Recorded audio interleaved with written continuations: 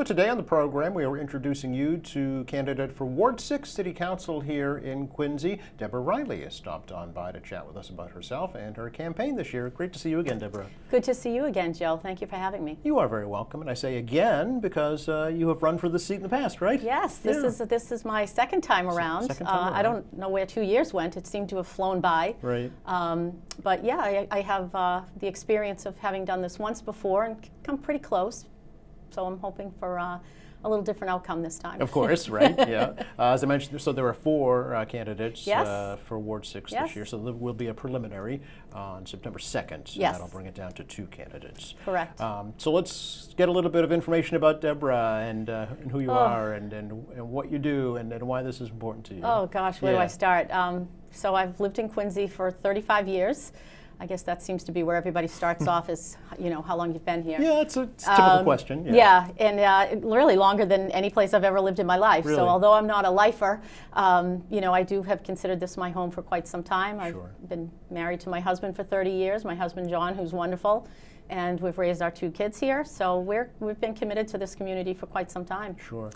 You're a professional in the city as well, right? I am a real estate agent, yes. Yeah. A little bit more discerning about the business I take on these days because I'm a little bit older and I can afford to do that. So I work with some great people. A lot of my business now is just repeats and referrals. I don't rely so much on the internet and social media as much. Thankfully, when I started, that wasn't really even a thing. So thankfully, I don't have to rely on that too much. It's really all just friends, family, and referrals. Sure. So it's a wonderful way to do business. Yeah. Did your kids come up through the public school system? They did. Both of my children attended Quincy Public Schools for some part of it. Sure. And they had a great experience. I mean, Squantum School, obviously, I'm sure that's on your agenda to talk about, is in the process of being rebuilt, and it's going to be wonderful when it's done. It's a little disruptive right now, but it's going to be a great building when it's complete. Sure, absolutely. So do you feel you have the time to commit to being on the city council? I certainly do. Yeah. As being self-employed, sometimes people don't realize that with real estate agents. Although we work under a brokerage, we are self-employed, 1099 independent contractors. So we make our own hours. We don't get paid for any time off, and I'm ready to commit a significant amount of time, which it does require a significant amount of time. I mean, I do commend all of the counselors and school committee members who volunteer their time. It's a much bigger commitment than people probably realize. So sure. I have the ability to do that at this point in my life, and I welcome the challenge. Sure. So why did you run the first time, Deborah? So the first time I ran, it was because there wasn't a challenger. Oh, okay. And I just believe that when it comes to democracy, that's not an election. And so in my ward, there was no challenger. In a number of wards, there were no challengers. And even at large, there was only 3 candidates in 3 positions. So, it's certainly shaping up to be a much different election this time around. And I think that is wonderful for democracy. I think it's wonderful for the voters. Okay. This time around, I put my name in. I think, I did not pull papers first. So there were already some interested candidates, but there's a difference between pulling papers and returning them. That's right. I gave it some thought and realized that I already had so many things in place from last time that, it takes time to put in place the website and the collateral and the setting up the financial part with OCPF. So it was a little bit easier to jump in and just pick up where I left off. Sure. Have the issues changed today since the last time you ran? Yeah, I mean, there's some new issues, I think, but most of them are still the same. Taxes is probably the biggest one I hear about as I'm knocking on doors. I've had quite a few seniors, older people tell me that, their Social Security simply does not cover their living expenses, and the big part of that being their property taxes. So that's a big one. I mean, streets, roads, infrastructure, that's always a hot button issue. Traffic, some of them have been going on for decades, right? But, there's some new things too that seem to have come up, so. So you'd hope to focus on those? Well, I'm just try to take in as much information as I can so that I can form an opinion. So some things I still am gathering information on to really understand so that I can have an opinion. Yeah. So how does your profession, as a real estate agent, how would that serve you on the city council? What strengths does that bring? Yeah, well, I think I can offer some balance there because actually one of the other big issues is the development. Or overdevelopment, if people, by some people's standards. We certainly need housing, but I do think that people are very understandably concerned about density. I've attended many zoning board meetings and planning board meetings, and for me, I think the biggest thing is adhering to open space and adhering to parking, because even though we live near transit, people have cars. This is not a carless community. And I truly believe in the open space. I think that all of this development needs to have, whether it's a roof deck or enough side space for, everyone has a pet. Where are they going to bring their pet? Sure. So there's understandably some concerns there, and I'd like to think that I can bring some balance to that because we do need to build. We need to build housing in order to alleviate the housing crisis. Okay. You mentioned taxes as a realtor also. I mean, how does Quincy compare? We hear the administration say all the time the city's right in the middle when it comes to property taxes. Yeah, I would say municipal finance is something that is so complex that I certainly can't profess to have any expertise on it, but it is definitely an area I'd like to understand better. All I know is when people open up their tax bills, they have gone up, and part of that is because the assessed values have gone up. So it's not so much that the rate has increased, and certainly there is room to increase the rate without needing a Prop 2.5 override like many communities have had to do. Right. But our values have gone up, so there's an automatic increase in revenue that comes from the increased assessed values. Right. Okay. So I just know when people open up their tax bills, they're higher than they were the year before. Right. As you know, a resident tax abatement program has been proposed. Is that something you think would be a good idea?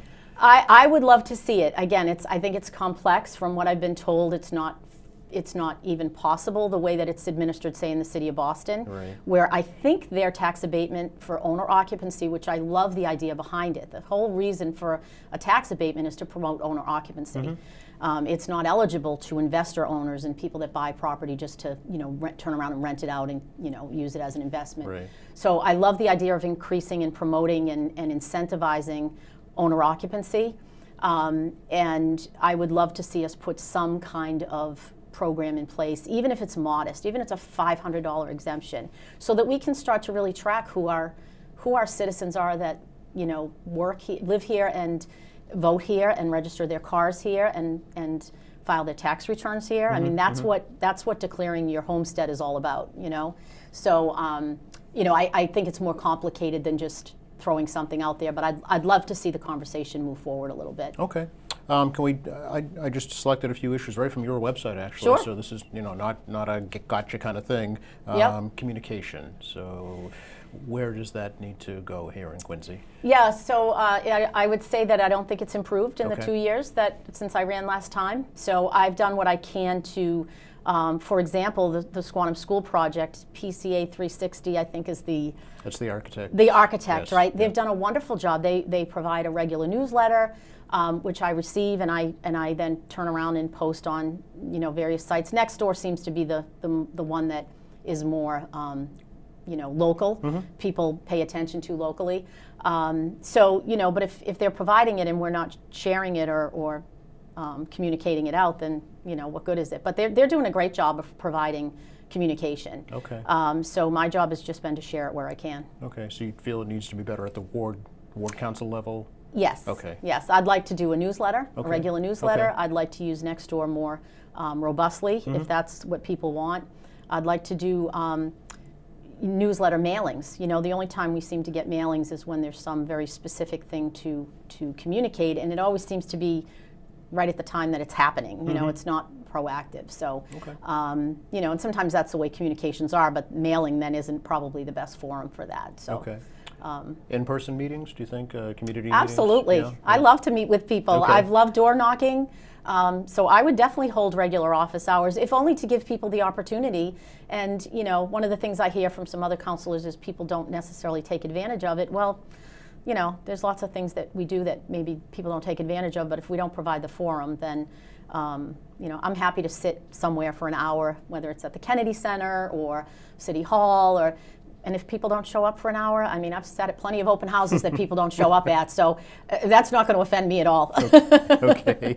One that you're no stranger to, of course, is the lack of affordable housing in Quincy, and how a city councilor can address that, specifically in Ward 6. Yeah, I mean, I'm not going to profess to have any magical answers to that. Right. You know, affordable housing is a problem, but I do think that we need to reconsider incentivizing, you know, wealthy people to build market rate housing that doesn't have an affordable component. You know, I understand that having a percentage of affordable units in a market rate building is a lot of work to administer. I've heard that from the planning department, so I can respect that, and that's why the fee in lieu of is a little bit better for them to then turn around and build some affordable housing, you know, standalone. So I would love to be a part of that conversation and a part of you know, finding creative solutions to that. Okay. But I'd love to see over 55 housing. I said the same thing 2 years ago, and Yeah. we really haven't, you know, advanced that at all. Something like we see at the Naval Terrace, that would be wonderful affordable housing, over 55 affordable housing, and even over 55 market housing. I think there's a market for that. People who would sell their homes and move into something that offered them amenities and things that were appropriate for. I don't want to say seniors, because I am now in that category. I have joined the senior center in both Quincy and Milton. Ah, very good. So I think seniors is kind of an unusual term. Okay. How do you feel about tax breaks for developers? That's been an issue that's come up in the past. Yeah, it doesn't seem to, well, I would say that incentivizing billionaires at all levels of government, I don't see how that trickles down to everyday people. So. Okay. Transportation is something we touched on briefly. Do you think public transportation is adequate right now? I would say that I think Mr. Eng, who is the chair of the T now, Yes. and I can't remember his first name, but Philip. Yes, I would say that certainly as somebody who, my son was taking public transit into the Back Bay 2 years ago, and it was horrible. I do think we've seen some improvements. Okay. I think he's doing a great job of trying to, you know, really tackle what is long-standing deferred maintenance and things. So there's certainly more room for improvement. I am thrilled that the water transportation from Marina Bay has been expanded. That was something that I, you know, had certainly supported as well 2 years ago. I'd like to see it become year-round. You know, and I think that there's a grant in place to, you know, start to look at the dock that's there. Yes. I don't think it's adequate for winter because it's not sheltered and it's Right. slippery and all of that. So, you know, I think we've seen, you know, in order to give some credit where credit is due, I think we've seen some improvements in transportation. Okay, very good. Seeing as we're on the topic of traffic and traveling, the Long Island Bridge is an issue that just does not go away in Ward 6, right? Yeah. I know. It's and it's still such a heartbreaking situation that the whole reason for the bridge would be to provide services for, you know, people who are suffering from addiction. Right. And you know, it's really hasn't changed. There is no facility out there that is waiting for a bridge. And I respect that for those of us in the Squantum community, the infrastructure heading out to that can't support a large volume of traffic, both for the construction of that facility and the clients and the employees that will have to have access to that. So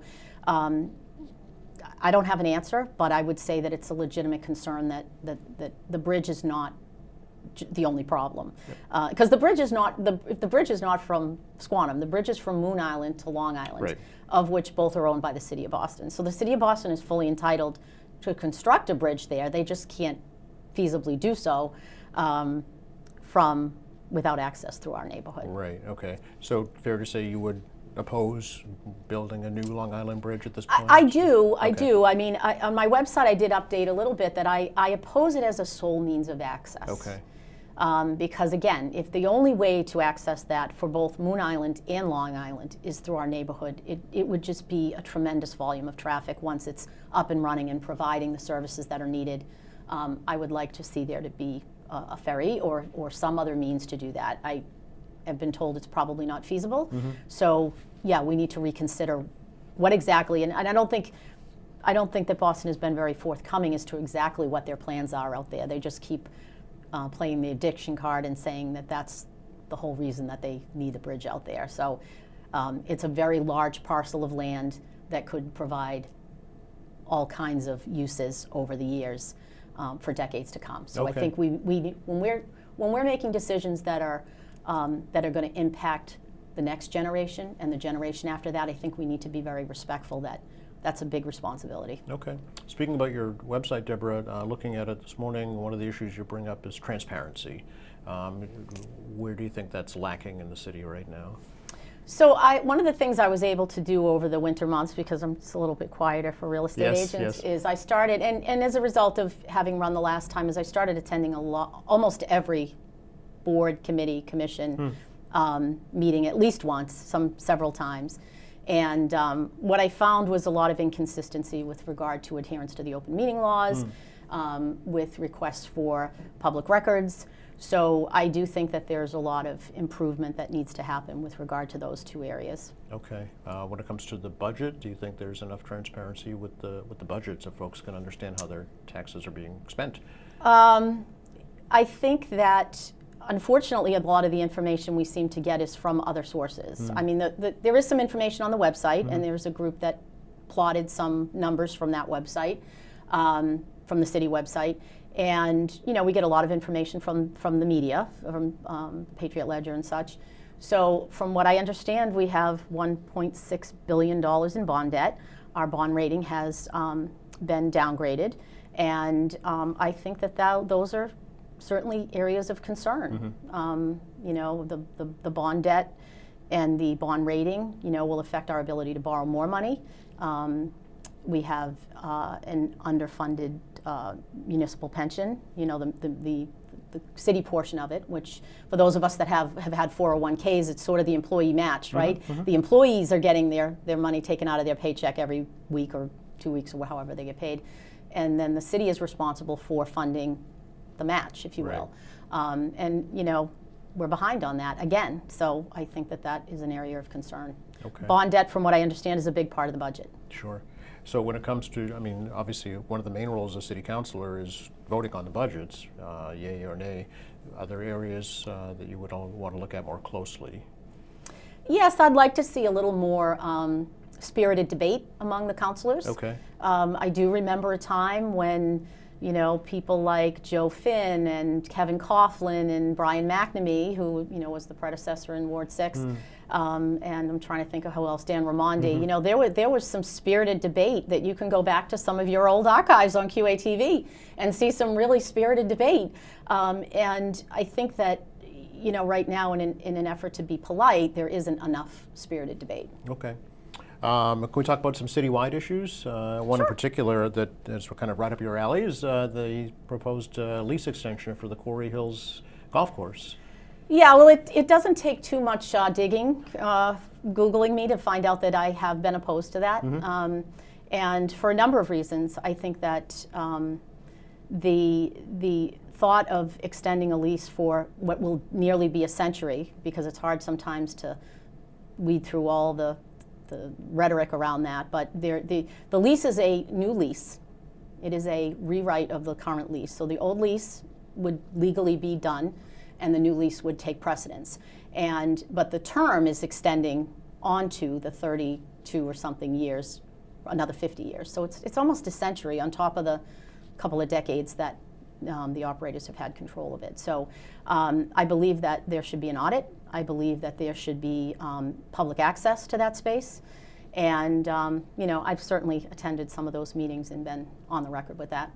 Sure. So do you think the way it's currently proposed then is not beneficial to the city? I just think that it's, I think that there needs to be more public access, and I think that there needs to be a little bit more oversight. I think I would like to see an independent, commercial real estate attorney independently representing the city on that. Okay. Another issue that you're very familiar with was the issue of salary increases, both for the mayor and for city councilors. How do you think that whole issue was handled, and how do you think it resolved itself? Well, I don't think it's resolved itself, has it? So that wasn't an issue last time. That seemed to have coincidentally come up right after the election. And I do think that both the mayor and the councilors are deserving of increases in compensation for the work that they do. I think that, like with a lot of things, I take the position of I don't have a problem with the what, more the how. Okay. And I do think that the how those raises were done, and even prior to the election was a lot of the city employees and department heads and stuff. I do think that there could have been more transparency, a little more lively debate. And so I do think that we need a redo on that one. I do. I think we need a redo, but I do believe that I don't even remember how much the city councilors have paid, like $28,000 a year or something like that. I mean, that's an exceptionally low compensation for the amount of work that they all have to put in. And certainly the mayor's deserving of a raise. I don't know why, regular raises weren't introduced, in the nearly 20 years now. But there's no doubt that the salaries are far too low. Okay. The vote also, as you're aware, tied future increases to the consumer price index. Do you think that's an equitable way to do it? I don't know why they did it after approving such large raises. Okay. So, it just seemed to be, again, a little bit, the order of operations there seemed a little bit unusual. Okay. So I don't understand what happened behind the scenes or how that all came about, that order was introduced after the raises were approved. So I'd need to understand that a little bit better to weigh in on it. As a councilor, if elected, would you accept the current salary as it's proposed? I'd like to just see it all reconsidered. Reconsidered? Yes, okay. Yes. I mean, again, I do believe that raises are due. I mean, I've heard that question posed. You've posed that question to others. I don't know what you mean by accept. I guess if I'm elected and the compensation includes the increase, then I would probably find a way to defer that until it's resolved. Okay. Whether it's donating it or, I mean, you can't really refuse it, right? So I don't know what my options would be, but I would stand behind the belief that the whole thing needs to be redone. Okay, all right. And another citywide issue you're familiar with is the issue of the proposed statues for the public safety complex. How do you feel that process was handled? Yeah, so that's another one that it's not so much the what, but the how it was done. It was a little bit of a surprise, seems to everybody, including the councilors, and I think the people who are going to occupy that building didn't seem to know anything about it, and now they're forced to sort of have an opinion or not. And that was a building, that was a project that ran over, and they had to go back to the city council for more funding. So, to think that you kind of found $1 million is a little bit concerning. I'm not an artist. I don't have an artistic bone in my body, so I can't really weigh in on the value of the art, but I think that I would have liked to have seen more of a committee, more public input in all of the public art that we've seen go up in the city. And, there's been talk of that, but I don't know where that stands. Right. So as you're well aware, there's a lawsuit now pending. Do you think that's a good way to go to address this? Well, and being in real estate, I've learned, and I tell people all the time, court is never the best way to resolve an issue, and the city seems to always have a number of legal challenges that they're either taking on or they're defending. So my personal opinion is, whenever you have a dispute, it's always better to try to resolve it in another manner. But I can see where that seemed to be the only avenue, and so far it's been effective because it's put a pause on it. Okay. You mentioned at the beginning the Squantum School, so Ward 6 specific, right? So you think that's a good project? I do. Yeah. I mean, my kids went through that school and generations before them. The building was tired. It was really two different buildings, one ancient and the other mid-century modern, I guess, which is the part that's going to remain for a little while they do the construction. It's impressive to see it unfolding. I mean, these temporary classrooms that are being brought in, and like I said, the communication has certainly been very good. It's a little more destructive and the upheaval around that area. But my hope would be that what they're doing is they're really tackling what they can in the summer while the students are out of school. And then obviously they're probably going to have more restrictions around the area when class is in session. So the renderings are beautiful. The design seems thoughtful. The community was engaged. I know certainly two of my neighbors were on the committee, because they were involved with the PTO, and they were, they spent a lot of time. That's, again, volunteer time. They spent a lot of time giving input to that. And one of the things I know that they listened to was the Squanto Oh, symbol yes. that's in the front Yes. from the original building is going to be retained. Right. So, it just seems to be a really well-run project. I will say that. Okay. Any other Ward 6 specific issues you'd like to talk about? I don't think so, other Okay. than communication and let me see. I can, Yeah, please do. Yeah, Just, check my notes check your there. notes. We want to make sure you get all the information out there. This is important, Deborah. This is your chance to tell folks Yes. why it is you're running. One of the things I did note is the new treasurer, Molly Smith, recently released a list of uncashed checks that were Yes, issued right. and has posted that, sort of like the state's unclaimed monies. Yes. And I think that's great. I mean, it clearly shows that she's dug into some really old records, some checks going back to the 90s. So I've certainly shared that online and encouraged people to check the list. And Okay. I think we should continue to do that. I think, maybe all the names need to be published in the Quincy Sun or something. I'm trying to think. I will say that, and I know that some other candidates have mentioned this as well, about training with Mass Municipal Association. Yes, yes. I have actually completed open meeting training with the Attorney General's office online and some of the free and publicly available stuff with MMA. So I feel like I've done what I can to become really